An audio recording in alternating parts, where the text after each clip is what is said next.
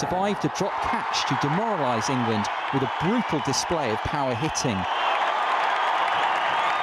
O'Brien went on to smash the quickest century in World Cup history off just 50 balls. And although he eventually was run out thanks to some quick work by Matt Pryor, he'd made 113 from just 63 deliveries. John Mooney stayed strong though with an unbeaten 33 to give Ireland an astonishing 3-wicket victory and complete one of the biggest upsets in World Cup history. Guy McCree, AlJazeera. I think anyone is going to struggle to beat that innings, to be honest. And I mean, I'll take a few fines for that, for a few raps. But I mean, I'll say that all night. You know, I mean, 100 off 50 balls in a World Cup in front of 1 billion people under lights against England. I mean, it doesn't get any better. You know, hopefully it'll sort of galvanise us as a team. You know, the equation's pretty simple now, as you say. We can't afford any slip-ups, and we're going to have to go out there and deliver. England's next opponents are South Africa, who will hope to avoid a similar upset against the Netherlands when the sides meet in Chandigarh. South Africa started their campaign with victory against the West Indies, while the Netherlands have lost both their matches so far. I think if you underestimate your opponents, then it's becoming tempting. You know, we need to go with our combinations. I think our strongest combinations. You know, and you know, we've also. I mean, this is only our second game, and we've been here for quite a while. You know, so it's important that we keep guys the momentum and keep guys going.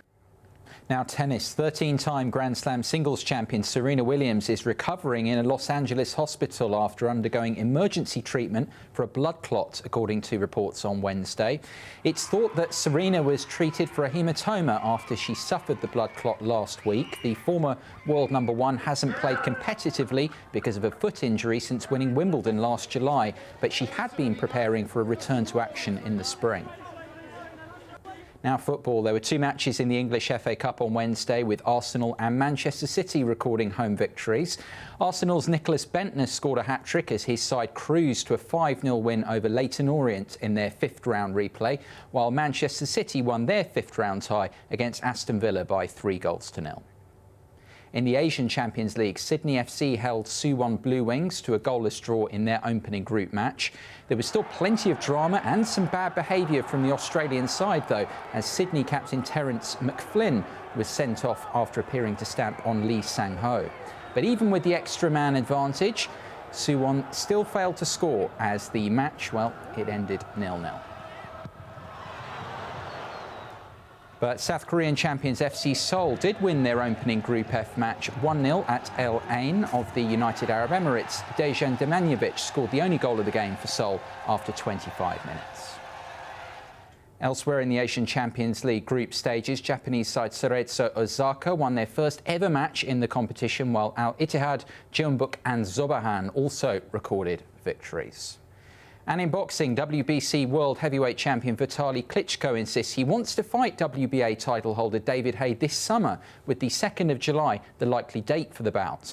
Haye had wanted to fight Vitaly's brother Vladimir, who holds the IBF and WBO versions of the heavyweight title, but Vitaly, who's been taking time out to coach young boxers in his native Ukraine, now appears Haye's more likely opponent.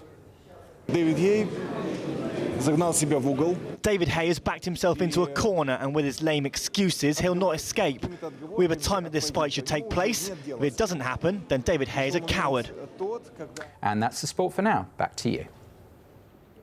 Thanks for that, Guy. Now, British fashion designer John Galliano will stand trial in Paris for racist insults. It's already cost him his job at Christian Dior and prompted him to issue an apology on Wednesday.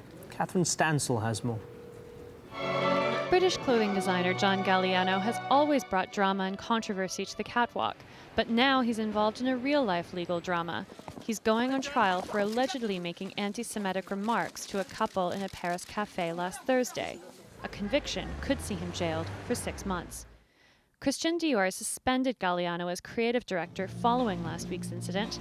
However, the fashion house sacked him on Tuesday when mobile phone footage dating from December emerged, featuring Galliano praising Hitler. No, but I love Hitler. People like you would be dead today. Your mothers, your forefathers would be gassed and Oh my God. Galliano apologized for the taped outburst. In a statement released through his lawyers, he said, "I only have myself to blame, and I know that I must face up to my own failures. In all my work, my inspiration has been to unite people of every race, creed, religion, and sexuality by celebrating their cultural and ethnic diversity through fashion. That remains my guiding light." However, he went on to say that he was subjected to verbal harassment and assault during last week's incident, and he's planning a defamation suit against the couple accusing him of anti-Semitism. These accusations, there are a lot of them. Mr. Galliano is a designer, an artist who is known around the world, so it's extremely easy to tarnish someone's reputation. Galliano's departure from Dior marks the end of one of the longest and most successful partnerships in the world of fashion. However, industry watchers say that the famed fashion house will move forward. Just hours after announcing Galliano's dismissal, several high-profile designers were said to be in the running to replace him. As far as I can see, they intend to pick up the reins and carry on. It's business as usual, and the show must go on. But the future of Galliano's own line is now at stake. He was set to reveal his latest collection at Paris Fashion Week on Sunday. But given the firestorms surrounding the designer and rumors that he's now in a rehabilitation program, it remains unclear when his creations will hit the runway again. Catherine Stansel, AlJazeera. We're not done with the news. We'll bring you another half hour of all the news from around the world after this short break. Don't go away.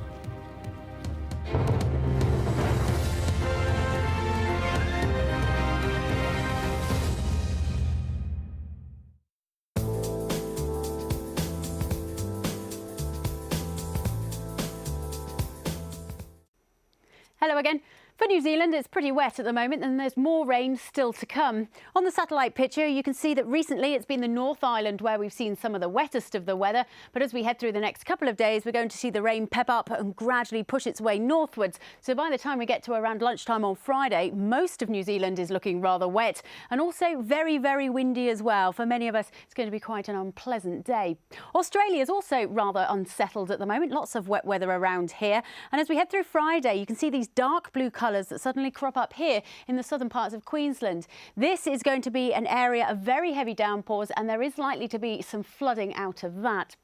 Up towards the southeastern parts of Asia, and here we've got our usual rash of showers for most of us, but watch out for this blob of blue here. This is giving some heavy downpours and gradually it's working its way towards the west. So for the southern parts of Vietnam, we're going to see some very sharp showers as we head through the next couple of days. Now up towards Japan, and here it's very, very chilly currently. You can see the winds all flying down from the northwest, and as they do so, they're bringing in that cold air and also a fair amount of snow. Most of the wintry weather will be along the western coast for us for Thursday and Friday, and further southeast it should be more or less fine and settled.